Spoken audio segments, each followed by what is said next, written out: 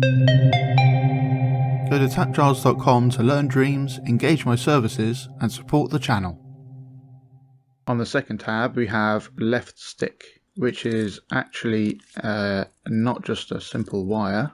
In gadgets, logic and processing, we have the splitter gadget, which takes one of these like rainbow wires, or fat wires as they're called, because they're a bit thicker than the thin wires. So these are separate colors with separate values going through them. This gives you those as separate values over here. So if we wire the left stick into the splitter, we have a green and red wire going through, a green and red value, and the red one is X and the green one is Y. So if we have a graph and that's the center of it, that's the 0, 0 point, and then you can think of X as being across like that, and Y as being up like that. So now that's what these values are sending. If I open this, then you can see the actual values these are sending over here. And then, yeah, if I just push with the left stick right, you can see that X is going up to 1, and if I push left, it's going negative.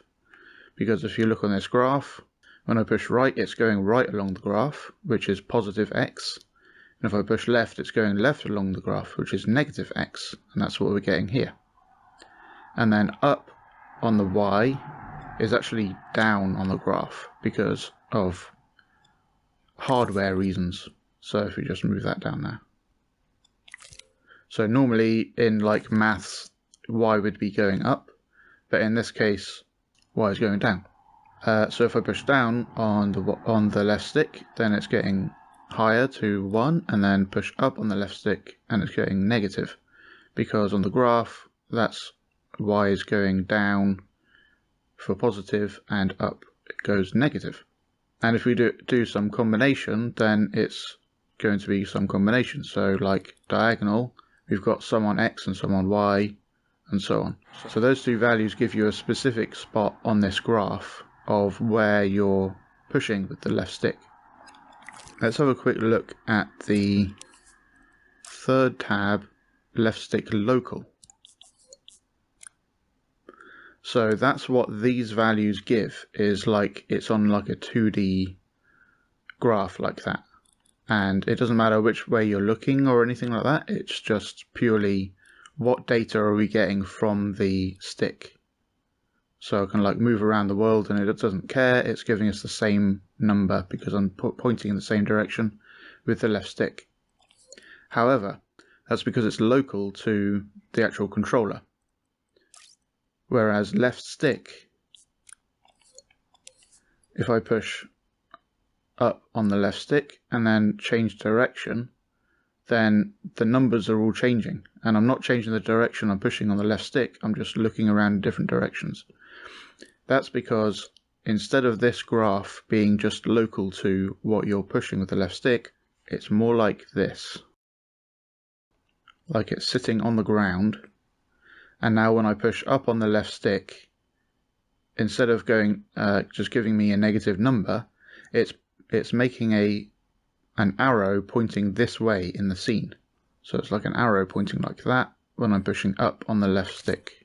The X and Y refer to the direction in the actual scene, which is not the same as this. So like if I am looking in this direction, now when I push up on the left stick, it's still using that arrow, but it's pointing in this direction, which is different to that direction.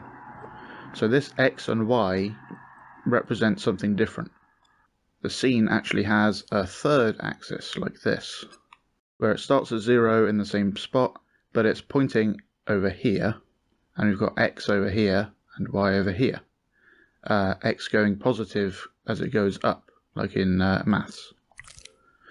So now we have X and Y and Z going over here. And that's what this is representing. So if we look over here, it's pointing along the X direction. And if we if we look in this direction and see what that gives us over here, push up, we are getting 1 on the X direction and nothing on the Y. Or if I'm like, I can straighten it up and now we get nothing on the Y. Whereas if we are looking in this direction and I push up on the left stick, we'll see negative Y. Oh, okay. So I guess that's like more like that. So the Z direction is actually pointing this way. So now as we push up on the left stick, we are going, it's giving us negative in the Y, but actually Y negative would be going down like that. So what X is representing is X on the world axis, but Y is representing the Z on the world axis like that.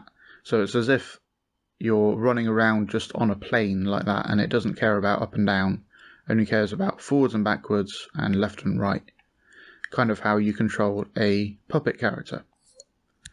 So if you look in the puppet character, we have controller sensor with the left stick, not local, but the left stick as we've been talking about with this special camera axis thing going on. And that's wired into the walk input over here of the puppet interface. And that tells it the direction to walk.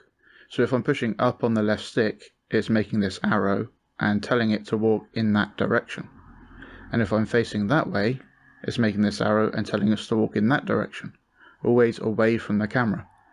So if I make this possessable,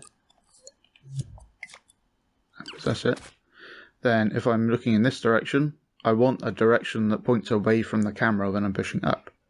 And that's the direction we walk in. And it doesn't matter about up and down, like if I go like that, I'm not going to walk down into the floor. And if I look up, I'm not going to walk up into the sky, I'm just going to walk forwards along this plane. And that's why that works the way it does, so that it works nicely with puppets and so on. But if you want the actual raw signal from the left stick of the controller, then you use left stick local, like that. And working similarly is the right stick. So if we wire that into the right stick, then the same thing happens with the right stick. You push up and down and left and right, and it all works the same. And the same for the right stick over here. So there's right stick local and right stick, and that will be affected by the camera. So like pointing up, oh, it actually affects the camera, so it's a bit harder to demonstrate, but you get the idea. Now something interesting is, if we don't have anything wired into the right stick at all, and I'll just make that non-possessable.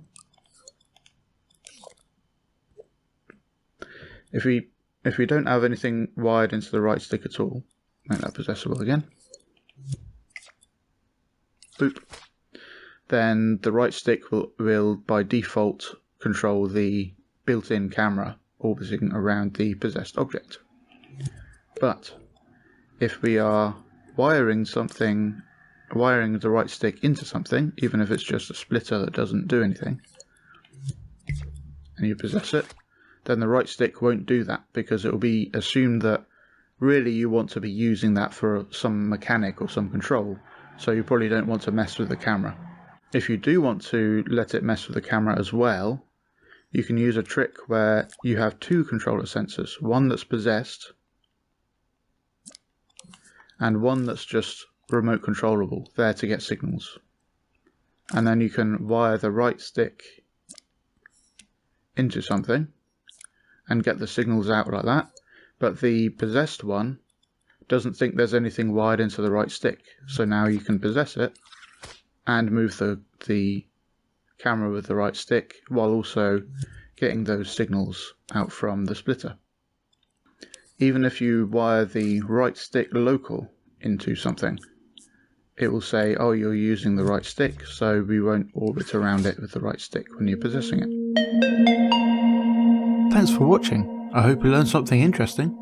Go to patreon.com/TAPgiles to learn something new every day.